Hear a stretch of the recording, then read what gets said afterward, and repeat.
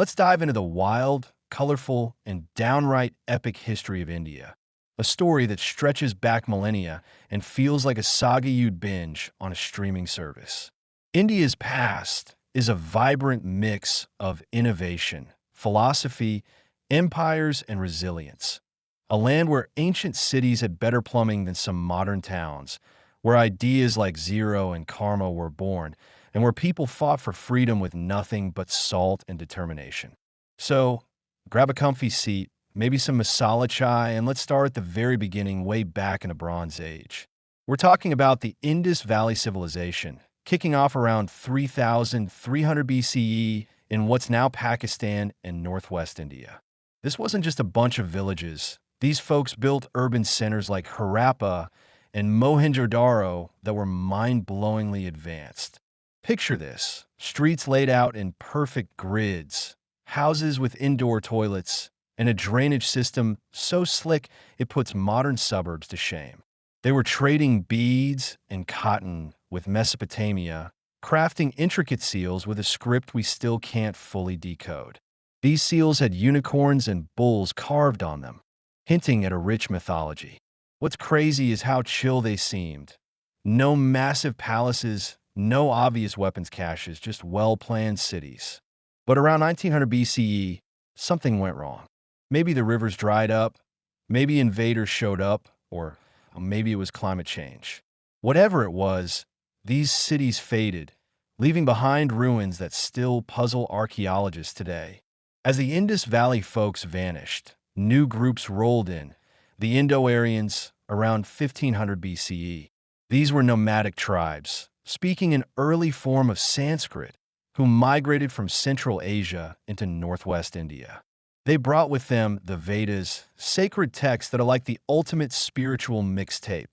Hymns, chants, and rituals dedicated to gods like Indra, the thunder wielder, and Agni, the fire god. These texts are the roots of Hinduism, and they're still chanted today. The Indo-Aryans settled along the fertile Gangetic plains, forming small tribal kingdoms called Janapadas. Life was rural, centered around cattle, and deeply spiritual, with fire sacrifices and a growing sense of cosmic order, or dharma. This period also saw the early seeds of the caste system, a way to organize society by roles, like priests, warriors, and farmers. It was fluid at first, but boy, did it get rigid later. What's fascinating about this Vedic period is how it set the stage for India's spiritual DNA. The Rig Veda, the oldest of the Vedas, talks about the universe, gods, and human purpose in ways that feel almost modern. It's like these ancient nomads were already wrestling with the big questions. Why are we here? What's the point of it all? Their answers shaped India's worldview for centuries. By the 6th century BCE, India was a hotbed of big ideas, like a philosophical Silicon Valley. Small kingdoms dotted the north, and thinkers started challenging the old Vedic rituals. Two heavyweights emerged: Siddhartha Gautama and Mahavira. Siddhartha, a prince from a tiny kingdom in modern-day Nepal, had it all: palaces, wealth, a family. But he wasn't satisfied. He saw suffering everywhere: old age, sickness, death, and it shook him. So he ditched his royal life, meditated under a Bodhi tree, and became the Buddha, the Enlightened One. His teachings? Life is suffering, but you can escape it through mindfulness, compassion, and letting go of desires. Buddhism spread like wildfire, not just in India, but across Asia, from Sri Lanka to Japan. At the same time, Mahavira was shaping Jainism. He took nonviolence to the extreme. Think sweeping the ground to avoid stepping on insects. Jainism's focus on self-discipline and harmlessness influenced India's ethical core, even if it stayed a minority faith. These weren't just religions. They were revolutions in thought, challenging the priestly elite and offering new paths to meaning. Imagine the buzz: monks debating, kings sponsoring ashrams, and regular folks wrestling with ideas that still shape how billions live today. Politically, things were getting spicy too. By the 4th century BCE, one kingdom, Magadha, started flexing its muscles in the Gangetic Plains.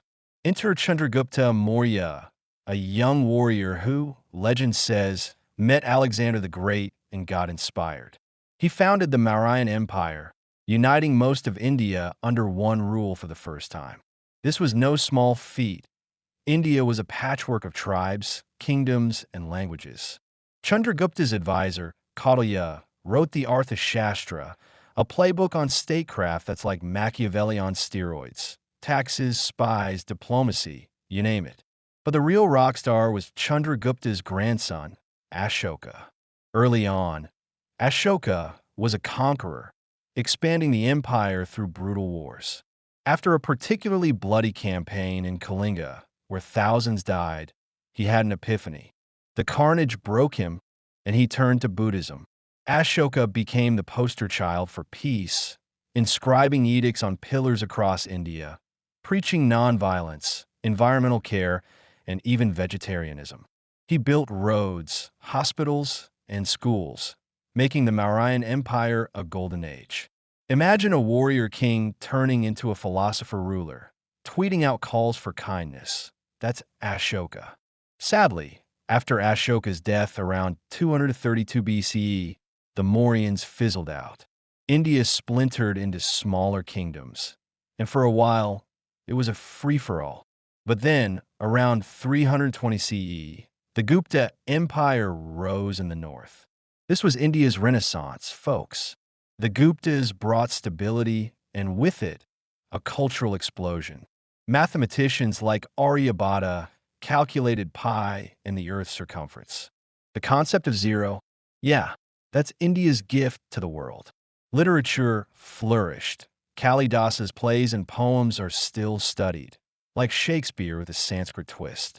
The Ajanta and Ellora caves, filled with intricate paintings and sculptures, became artistic marvels. Trade boomed, linking India to Rome and China via the Silk Road. The Gupta era was India at its peak, creative, prosperous, and influential. The Gupta Empire's collapse around the 6th century, thanks to Hun invasions, left India fragmented again. But this chaos didn't stop the creativity. The medieval period, starting around the 7th century, was like a kaleidoscope of regional powers. In the south, the Chola dynasty built a maritime empire, sailing to Southeast Asia, spreading Indian culture, and building temples that still stand. The Brihadis were a temple in Tanjavur. It's a UNESCO site with a 200-foot tower that screams architectural swagger. The Cholas weren't just warriors. They were artists and administrators, with a navy that ruled the Indian Ocean. Up north, the Rajputs, warrior clans in Rajasthan, carved out kingdoms and built forts that look like they belong in a fantasy epic. They valued honor and bravery, often clashing with invaders, but also creating a vibrant culture of music and poetry. Meanwhile, Buddhism started to decline in India, partly because Hinduism absorbed some of its ideas, and partly because new invaders brought new faiths. Speaking of which, Islam arrived in India around the 7th century, first through Arab traders along the coast. By the 10th century, invaders like Mahmud of Ghazni raided northern India, targeting wealthy temples. These raids weren't just about loot. They sparked cultural exchanges. Persian poetry, architecture, and ideas started blending with Indian traditions. By 1206, the Delhi Sultanate, a series of Muslim dynasties, took control of the north. They built the Qutub Minar in Delhi, a towering minaret with carvings that mix Islamic geometry with Indian flair. The Sultanate wasn't all smooth sailing. Hindu kingdoms like Vijayanagara in the south pushed back, building a stunning capital at Hampi, with temples and bazaars that drew travelers from across Asia. This period was a cultural melting pot. Sufi mystics, with their soulful music and poetry, bridged Hindu and Muslim communities. Bhakta poets like Kabir and Mirabai sang about devotion to God, transcending religious divides. It's like India was hosting a spiritual open mic night, with everyone bringing their own vibe.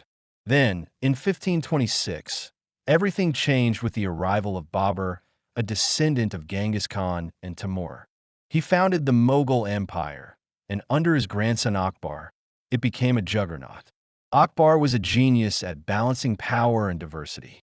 He married Hindu princesses, abolished taxes on non-Muslims, and held debates between scholars of every faith: Hindu, Muslim, Christian, Jain, you name it.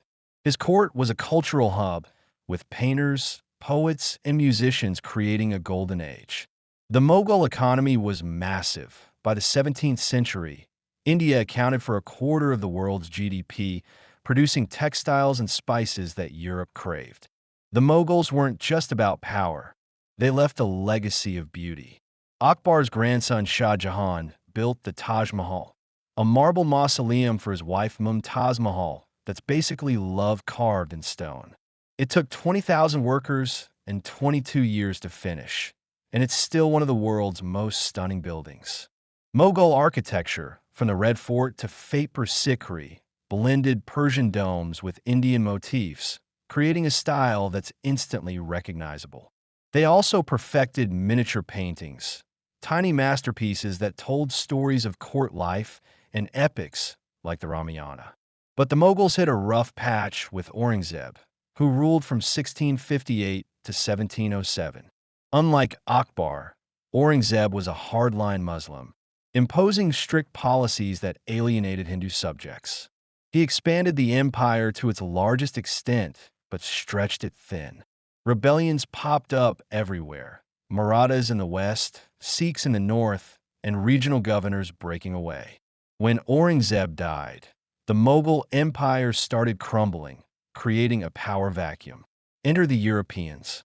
The Portuguese had been around since Vasco da Gama landed in 1498, setting up trading posts in Goa. But by the 17th century, the British East India Company was the one to watch. At first, they were just merchants begging Mughal emperors for trade rights. But as the empire weakened, the British got crafty. They played regional rulers against each other, armed with better guns and tactics. The Battle of Plassey in 1757 was a turning point. British forces, led by Robert Clive, defeated the Nawab of Bengal, gaining control of one of India's richest regions. The company wasn't just trading now. It was ruling, taxing Indians, and shipping wealth back to Britain. By the 19th century, the British East India Company was running India like a corporate empire. They built railways and telegraphs, but it wasn't for India's benefit. Resources like cotton and indigo were funneled to British industries. Famines became brutal under company rule, with millions dying while grain was exported. The tipping point came in 1857 with the Sepoy Mutiny, or India's first war of independence. Indian soldiers, enraged by cultural insults, like cartridges rumored to be greased with cow and pig fat, revolted. Civilians joined in, from peasants to princes. The rebellion was crushed, but it scared the British crown into taking direct control, kicking off the British Raj in 1858. The Raj was a mixed bag. The British built schools, a civil service, and infrastructure, but they also crushed Indian industries to favor British goods. Indian textiles, once world famous, were replaced by Manchester cloth. Culturally, though, Indians were finding their voice. The 19th century saw a renaissance of sorts. Thinkers like Raja Ram Mohan Roy pushed for social reforms, like banning widow burning, while blending Indian and Western ideas. By the late 19th century, the seeds of independence were sprouting. The Indian National Congress, formed in 1885, started as a polite club asking for more Indian say in government. But over time, it became a powerhouse for self-rule. Enter Mahatma Gandhi, who arrived from South Africa in 1915 with a radical idea: nonviolent resistance. Gandhi wasn't your typical revolutionary.